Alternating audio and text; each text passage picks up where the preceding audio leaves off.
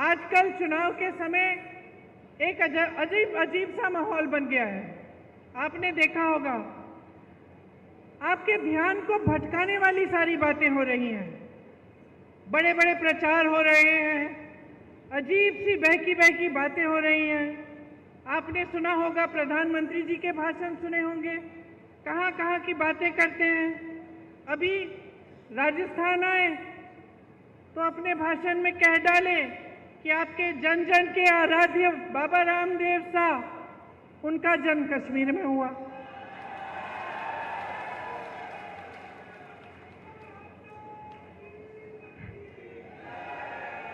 कभी वो अपनी झूठी वीरता दिखाते हैं, कभी शेखी मारनी होती है, कभी कबीरदास जी को गोरखनाथ जी से मिलवा लेते हैं अपने भाषण में, कभी गटर से गैस बनाते हैं, कभी बादल में मिसाइल छोड़ देते हैं, कभी मांस मछली की बात करते हैं, कभी ईमेल उस समय की बात करते हैं जब ईमेल था ही नहीं, उस जमाने की बात करते हैं कि मैंने तब ईमेल भेजा। कभी हवा में उड़ते हैं तो कभी समुंदर के नीचे चले जाते हैं।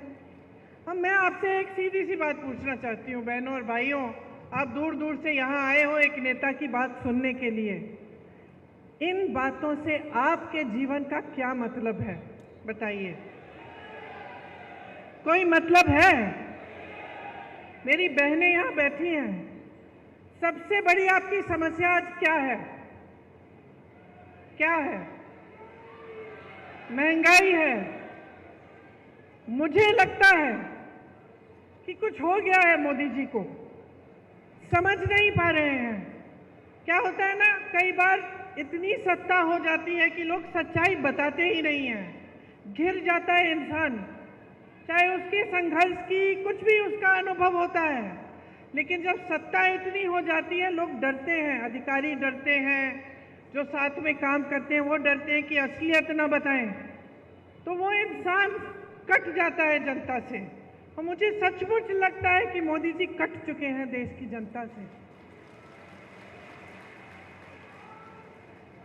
कैसी कैसी बातें कर रहे हैं, जब आपकी समस्याएं सीधी सीधी महंगाई, बेरोजगारी सबसे बड़ी समस्याएं। 10 सालों में आप बताइए मुझे, महंगाई घटी है? बेरोजगारी बढ़ी है कि नहीं? बढ़ी है ना?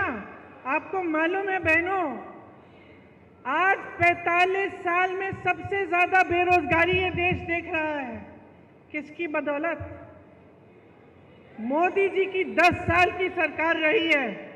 आज कह रहे हैं कि सिलेंडर को 400 में बिकवाएंगे, तो पिछले इतने सालों से 1200 में क्यों खरीदवाया?